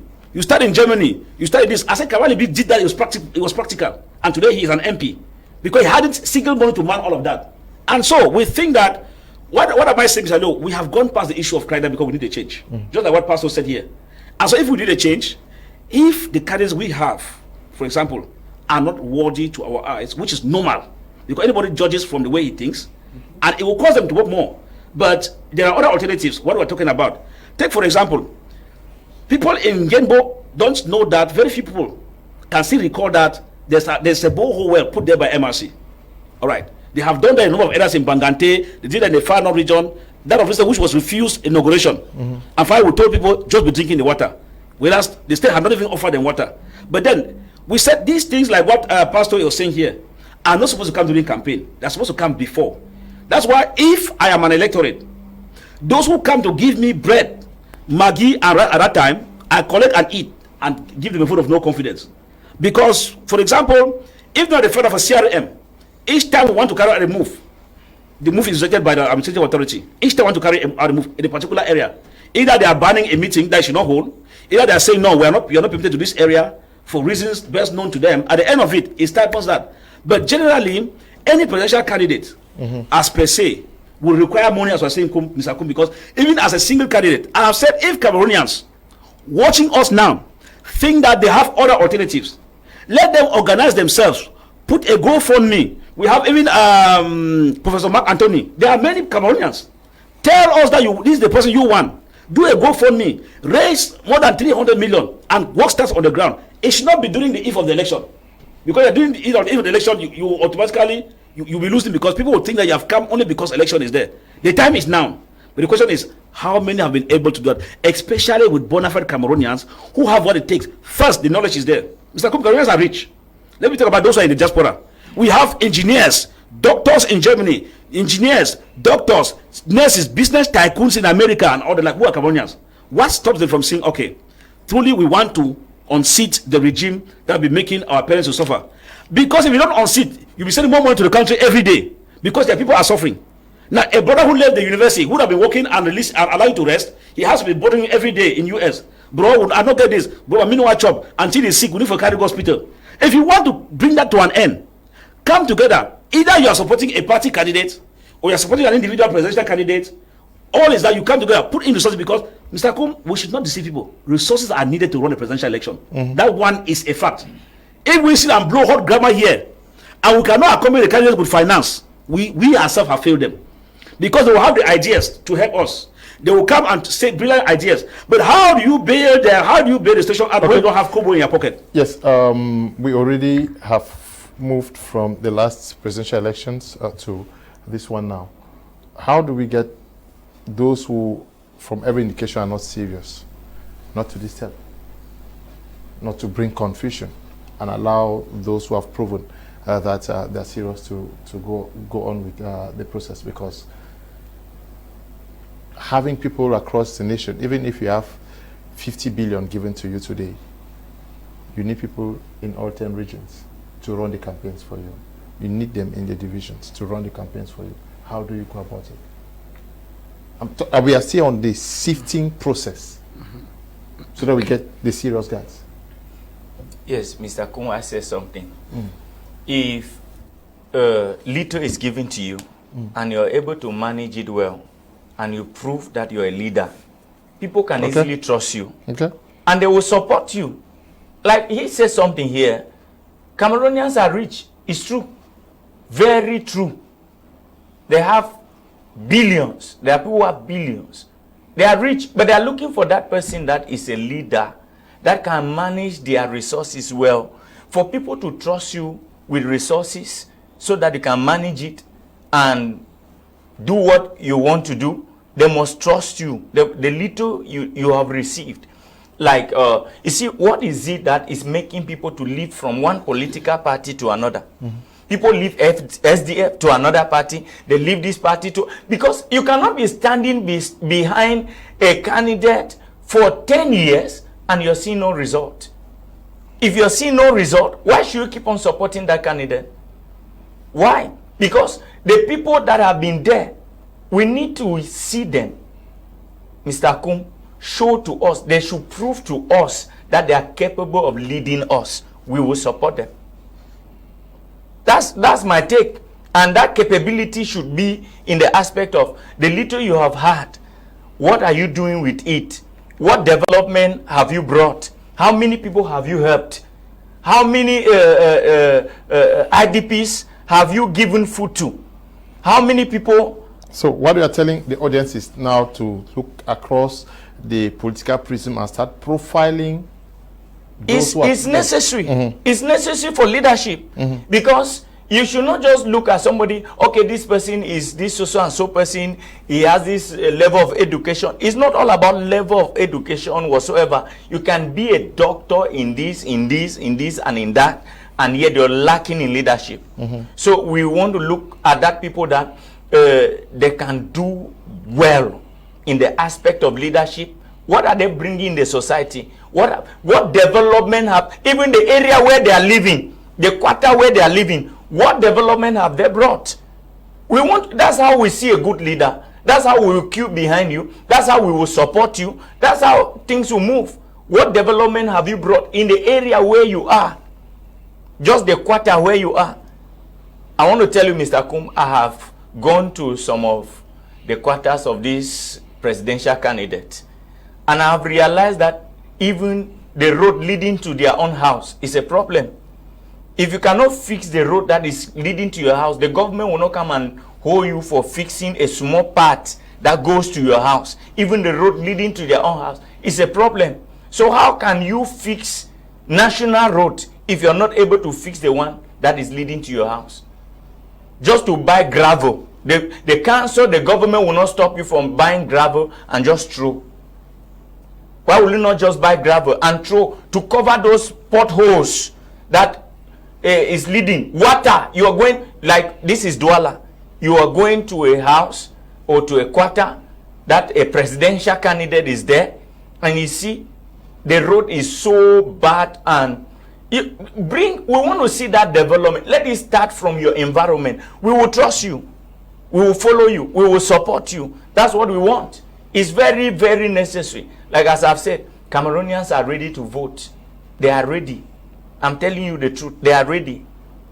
I was talking with some of the people around me. They told me they are ready. They said they have never voted, but this year they will vote. They are ready to vote, but they are looking. They are observing. They are observing. They are looking for those. I'm not even voting because we have elections coming up. Okay. Now I want us to look away from the regionalism, tribalism aspect, where almost everybody says, I know my brother will not win, but let him not come out without some votes. Are we not wasting energy? Yeah, because somebody who knows that I must vote only for my brother. I am from the north, I must vote in northeast. I'm from Fumban, I must vote a party that is from Bamun. I am from this, I must only vote the party of the brother. That's why I said that what you are saying is what is happening. And as I said, we are suffering from that as a result of the foundation put in place by the regime.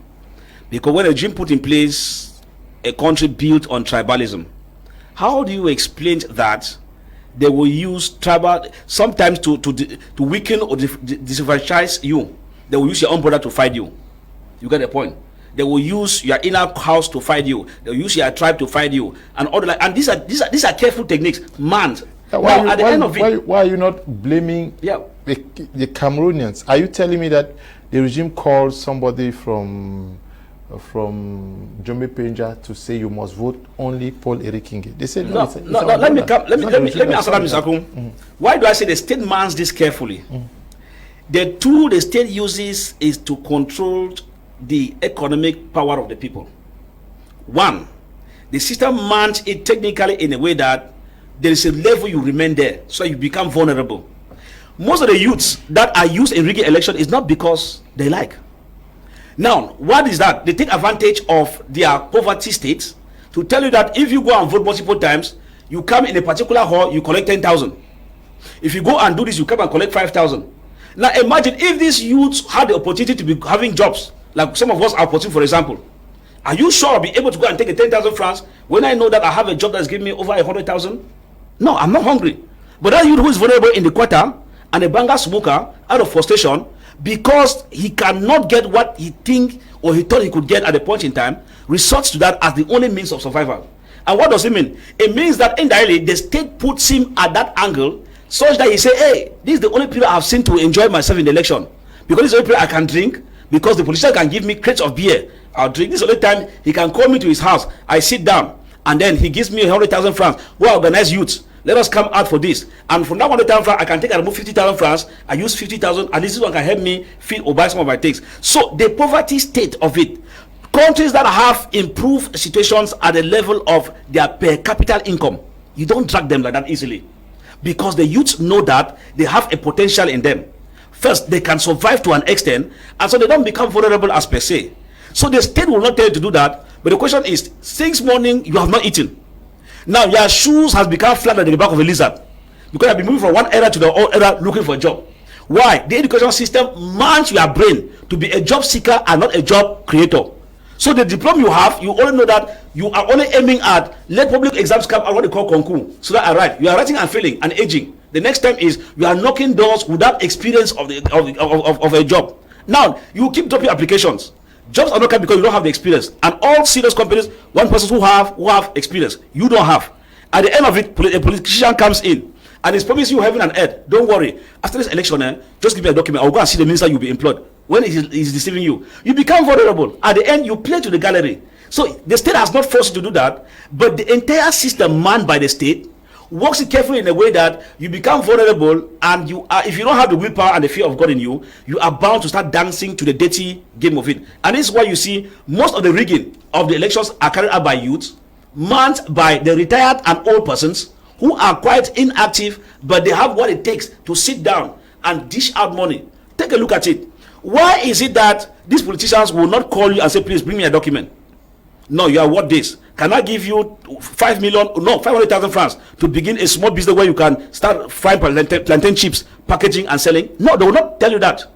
They only make you to be at a beggarly position, so that each time they need you to do their dirty jobs, you do it. Why? Because they know very well that if you become independent, there's no way. Look at the driver who is driving a parliamentarian or a politician. That politician has about 5 cars in his compound, and sometimes the cars are getting bad. They cannot tell this driver, please, I give you this one as a gift. Because if you give that driver, he will take it to the road and start making money. He will no longer be coming back to giving the allegiance. That's what he thinks. So at the end of it, it is the system carefully manned. We have said that if you go to Rwanda, you know that eating and throwing peelings of bananas on the streets of Kigali is punishable. Cameras are just looking at you. Now the system has made you to know that. But if you are in Douala, it is clear that I can eat my peelings. The glass comes down, I throw it. How do we get people not to vote but brothers, but ideologies? No. It is truly the education we're talking here. This is the education we're giving. Okay. So I think that what we are saying here, we understand what is making them first of behave the way they are. Diagnosis has been given here.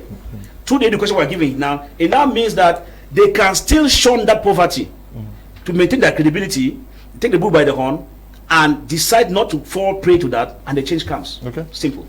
Now, I like to say that leadership is a spirit. Okay. And the power of leadership is the tongue. If you don't lead people by what you say, if you are not talking and saying things that people can follow, you have a serious problem.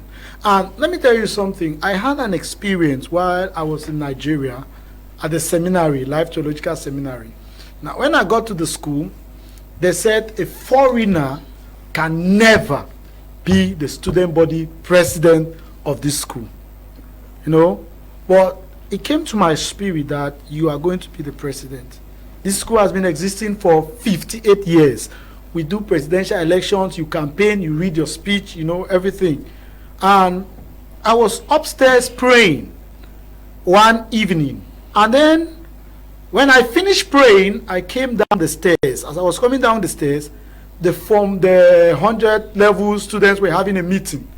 And I overheard them saying, no, we not vote that man. Somebody that cannot speak Yoruba. We cannot allow that foreigner cannot speak Yoruba. In Nigeria? Yeah. The Nigerian, in Nigeria, the 100 level students were saying that, you know. But when I heard that, the Holy Spirit told me that is your opportunity. I did not understand. I went back to pray. I said, that is your opportunity right there. After I pondered for a while, it dawned on me that, okay, speak the Yoruba. You've never spoke the Yoruba, but speak the Yoruba. I went and met a friend. I wrote my speech, and the part where my vision is, I asked him that, please, can you translate me this into Yoruba? He accepted. I memorized it. I rehearsed it over and over. Lo and below, when we came for the elections, and we started talking, I was giving my speech. I reached a place, and then I started speaking Yoruba. The whole cut into two. Everybody was shouting. And then after the elections, I won the elections. So I'm saying that if you want to win elections, you should be able to do something that you have not done before. If they say that, oh, there's no security, like he was saying there, for you to go to Cameroon, tell your supporters, can you give me money for me to go to Boya? I will fuel the tank, the cankers, the security, will pay the security people. I'm going to Boya. Get to Boya, speak the English. Listen to when President Pobia went to Bamenda. And when he reached to the point where he wanted to give a university, he said it in English, and I'm going to give a university to Bamenda. The whole place was like, you understand? So you have to do something extra. Leadership is a man's charisma, is a man's spirit. The way you communicate to people, those people saw me as their brother. I was not a Nigerian, but when I spoke the language, I heard them. I know that, okay, if these people are saying this thing, it means if I do this thing, these people will embrace me. So there are many areas in which you can break tribalism. If I'm supposed to say, oh, we can't talk na French, those people who don't want to vote, you get there and you communicate. I mean, even if it's a few lines in English, you are going to win the heart of some particular people. You are going to win the hearts of some particular people. So leadership is a spirit. It's a spirit of victory that when you carry inside of you and you put it on your tongue, you are going to break nepotism, you are going to break tribalism, you are going to break every barrier if you believe in yourself and you go fully for it, and then you are going extra miles, entering into territories that people thought nobody could enter, doing things people thought nobody can do. You discover that you galvanize a kind of spirit behind your campaign. If you look at Trump, they say that his followers are cultic followers. Why? Because the things that he is saying, these are the things that are at the heart of the people. They are the heart of the people. If he says, I'm going to build a border wall, all the border wall patrol, they have already endorsed him. So you need to be speaking the things that people want. You will see how people will go beyond tribalism and nepotism to stand for you. Okay, Charles Lingang is watching us from L4 in Quen. Lionel Fu is watching us from Bamenda. Kingsley Nyamzong is Ntikwa Kingsley is watching live from Muyuka. Mbukwa Mavis So is watching from Bankolo Yaounde. Kang Adela is watching from Kumba. Rita Ya is watching from Gide. Vegas Cyprian is watching from Dop. Fidelis Ching is watching us from Yaounde. Ako Princely is watching us from the Central region. Ngwe Nicholas is good evening to all in the house. I'm watching us from Bu Bakundu. James Kenneth Song watching live from Bonaberry. Don Belandum Chuermang is watching us from Yaounde Tinga village. Gilbert Moat is watching us from Womb. Greetings to you guys in the studio. Sokop Kelvin is watching us from Uyuka. Silamo Brian is watching us from Bafia. Ta Betran is watching us from Madelon. Do Precious Raymond is watching us from Baligam. Nung Bruno is watching us, okay. Asef Finisher is watching us from Yabasi Yingi subdivision. Kama Oliver is watching us from Bamenda. Roland Chair is watching from Kumba Chair. Bridget is watching from Bafusam. Do Precious Raymond says hello. Mr. Leonard K is watching us from Baligam. Also, Fandu Shwibu is watching us from Balmayo. Marvin Ba says hello to you all in the studio. I'm watching from Kumba, the Green City. Out there, Sullivan Dukong is watching us from Kambe. Irene Dione is watching us from Kumba. And Ngala Evelyn Bongbimi says, good evening, Mr. Kum. The great minds on Prime I am enjoying the program from Yaounde. Lots of courage to our kangaroo man, the learned, brave patriot, who does not mince his words, no talk with water in his mouth. Keep it up, fine, okay? Kum Eric Akwo is watching us from my phone, Quen. Marilyn Fanwi is watching us from Douala. Bato Priestley Esonga is watching us from Guso Yaounde. Ayuketa Tabi Emmanuel is watching us from Kwakwa. TG Ebenezer is watching us from Bamenda. Kelo Kailus is watching us from Makenene. Atu Etienne is says good evening, watching us from Widikum. Elisha Ngwa is watching us from Limbe. Nelson Jibo Cleve is watching from Bamenda. Yembwin Ronald is watching live from Uptown Tower, Dubai. Okay, Lord okay, Bobga is watching us from Balikumbat. Okay, Ludisco, good evening to you. Man of Action is watching us from Yaounde. Solomon Fomuso, the panel is speaking the truth. Politicians have failed on these points of ground touching. You can't say you are a politician, you sit in the confines of your parlor and think you can have a followership on the hinterlands. It's a pity, okay? Ekane Richard Akwe says, watching from Yaounde. Francis Profi Swili is watching from Muyuka. Abdul Yaya is watching us from Bamenda. Charlotte Mama is watching us from Equatorial Guinea. Daishi Jr. is watching us from Boya, New York City. Casey John Deem is watching us from Bonaberry Sesh, and Joe Zeka is watching us from Kumbo. Good evening to you guys watching us from the entire Bui division. Former Cletus is watching us from Bafut. Fumwe Emanuela is watching us from Bafusam. From what we gather here, all now boils down to leadership. Mm-hmm. Somebody says you cannot want to lead a nation. The nation comprises the entire country, and we have not heard you. Mm-hmm. He made so much mention of the voice, the power of the voice. You are talking about leadership here. You give a vision. You tell people that this is how I will solve this water crisis in Douala. This is what I will do with the road situation. That is, you even show to the people that I know what is happening today in Bacho or Akakbe. Exactly. I know what is happening in Mokolo. I know what is happening. That is, you are seemingly you are even not aware of how the country looks like, a country you desire to bring change. Yeah. That's exactly what I was saying. You have not gone on ground. You need to go on ground, see what is happening there, even try to do something. We are living in a government. The government cannot refuse that you should not go and carry gravel to come and throw it on potholes on the way. The government cannot refuse that.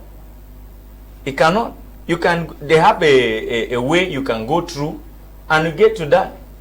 Yes, it's just that many political parties the people who are going in for presidential candidate, they should take this as a serious issue, because we want to see that change from there. Yes, we want to see it go on ground, meet the people, do things that will make them believe that you can bring change by just doing something little for them. You know, you can meet somebody on the way, just giving the person 500 francs can make the person believe that tomorrow, if you're in this kind of a position, you will do more. Yes, just doing something little. Yes, it's very necessary. Very necessary. Yes, he spoke about security measures. I don't think that you should be afraid of the people that you want them to vote for you. Yes, we are talking about this. As far as you're a presidential candidate, you live up with people in your own quarter now. Well, why is it that they don't attack you? So I think that he says something also, that for you to be a messiah, you must be ready to die for the people. That's the truth. For you to be a messiah, you must sacrifice. You must be ready to die for the people. If you are afraid of death, you cannot lead the people. If you are afraid of death, you cannot. Jesus came. I'm a preacher. Jesus came. He died on the cross. He resurrected from the grave. He ascended to heaven. That is the reason why we are preaching today. If you say you are a messiah for this nation, be ready to die for the people. Why are you afraid of the people that will vote for you? You want them to vote for you, and you are afraid of them. Go to them, meet them, talk with them. They are not your enemies. So you expect presidential candidates to have gone to Kumbu, to Kumba and all these other parts? It's necessary. Okay. What if you have not done anything wrong, Mr. Kum? Why should you be afraid of them?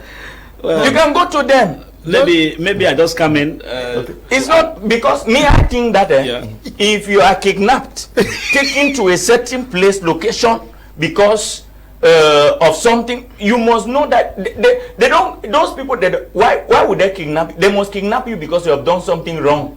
That is against maybe their constitution. I don't want to get into that because it is another area.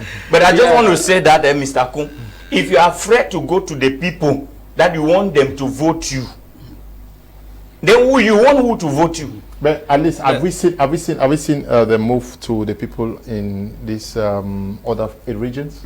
Do you feel their presence on the ground? Actually, they are doing something. I cannot refuse. Every political party is doing something, little as they can do, but we are expecting more. Okay, you want more? Yeah. Yes, I just wanted to go the Dr. Damina way. You know, it will be very stupid. I want to say it categorically. No, it will be very stupid. I want to say it categorically. It's like tempting God. You know there's danger here. God has given you that IQ to know there's danger here, and you say, "Adi go." I can call that, you will not even see heaven. Let me not hide it, because we call this, you are tempting God in broad daylight. God has given us that instinct. Judge areas, judge where there is danger. That way you have an instinct. If you touch a blade that is sharp, you see a hand withdraws immediately. You will not say, no, I will touch it after I'm a leader. When you become a leader, you become stupid to die. How do you put that vision across? It is a gospel that, if those who listen to me take this kind of gospel, they failed on arrival. Because the mission you have, God gives you that audacity to determine where there is danger. Then you save yourself from that danger, and that's the reason God gives you automatic. It's automatic. We cannot say that you know that, for example, Kumba is hot, and you know that in Kumba they don't want to hear anything concerning election. You come and stand at Kumba Square. Una come, campaign not start. They will blow off your brain with less than no, like good morning, and at the end, your family will be telling you, no, everything I want for God. Mr. Kum, when you have a vision that God gives you a mantle, He gives you a way to go about it. And He gives that wisdom. That wisdom does not mean that you see fire, you enter into it because you think they want to be a leader. So simple. What I'm saying is that that's why I said we cannot, if we want to take biblical context and fit here in political issue, we go out of the line. And so those who are postulated to wherever they are, the thing is that, that's what we talk about level ground. Is the ground level for everyone to play? The answer is no. If it's not level for everyone to play in a level ground, then you who is postulating, do what you think you can't. That's why we said that there are representatives on the ground. Now, you discover that wherever Jesus could not go, His disciples took the gospel to those areas. There was nobody who was saying that, Jesus, why did you come for Galilee, kind of my own house? He went to Matthew's house, the tax collector. But this time Jesus did not go to other people's houses because He could not go to the house of everybody. It means that once you have an agreement as a party, There is a structure from up, just like the state functions. President Poya will not be everywhere, but if you come to the Ministry of Youth Affairs, there is a ministry there, there's a regional delegation, divisional delegation, sub-divisional delegations, they go right down. And so this is a same, that's how the party functions, because party has representative of the state's functioning system, where if you're not there, you can be represented. That's why people who have convention, what happens? You come to a convention or a meeting, you take meetings, you take resolution of the party ideology, you go there and give to region, region give to division, and so on. So these things are very practical in real terms. So I think that for those who listen to us, please, the main issue is that we cannot compare the scenarios of political atmosphere in Cameroon with that of areas where they. So you are very comfortable that political party leaders should not visit Northwest and Southwest? It will not be very comfortable, Mr. Kum. If I say I'm comfortable, no. Okay. But what I'm saying is that the atmosphere does not permit them go on very freely. My brothers here said, you are not owing anybody. No, Mr. Kum. I am not owing anybody, but I can be killed if I go to Northwest at random. If I go to Bali, I don't owe anybody, I don't move at random. Because a hoodlum who wants to get money from you can kidnap you and demand for ransom. Okay. You would not say that because I am not owing anybody, let me be free, I go to Tanka, I go to my aid. So what I'm saying is that precaution is required in this dispensation, but it doesn't mean that... But you can speak a language that they understand. No, you can speak language that they understand. The question is, who is taking you? I've been kidnapped. In Allah, me talking here. It's the grace of God. Now let's keep it. But I do not want to take that risk. I was kidnapped because when I went there, the guy was saying, journalist, now on CLTV. Now on CLTV. He would have shot me. Well, they said, no, I beg for wait, journalist will say first. First, that one even is ungood rescue because I would have been shot while Allah become in the name of I'm a journalist. But it was the risk I took, which tells you that you could take that risk, but you are not owing anybody. But it depends on if a Banga smoker is taking you as a pastor. If Kaznatumi of Almighty, you understand, knows that these things are there. No, let me lift him aside. If John Frundi, who was a man of the masses, could be kidnapped on his way to Kumba and kept for hours. I mean, no, it was kidnapped from his house. From his house, even. You imagine. They have me and you. So there are some risks. I don't think we should come here and take on the media to take because we will be losing them. They have wives, they have family. If you discover that you cannot navigate the place where you take Mr. Kum, you can have presidents on the ground. Send them to do the job. The day you feel that it's okay, fine. You can move there. If not, send your message to the president on the ground who master the area. Then they can in turn transmit your message accordingly. We are out of time. We're going to be continuing this discussion. We're not even able to discuss the second topic for tonight, but Wednesday we're coming back to discussing some of these issues. Thank you very much for coming. Thank you very much, Mr. Kum. It was my pleasure to be on this show. Thank you so much. And Prophet, thank you for coming. We thank God, Mr. Kum. I'm so glad to be here because actually, we are discussing things that concerns our nation and we want to see change. Thank you so much for this program. Okay, we also want to thank you. It's my pleasure being here, and the truth is that I've said, go and register massively. If we have 10 million and above people who go to register Mr. Kum and vote, follow their vote from start to finish proclamation, it will be difficult to win that kind of election. Okay. Once the number is huge, rigging the election will be dangerous. The system itself will know that rigging this election with over 10 million electors on the ground. And they'll do the right thing. Thank you. Okay, we want to thank Desmond and Eli for production, and to all of you who took time off to watch this edition of the program, the first for the week. Tomorrow is going to be another day where surely, by the grace of God, we're going to be discussing about relationship and marriage issues with our regular Tuesday editions. Panelists, thank you for watching. Stay blessed. Bye-bye.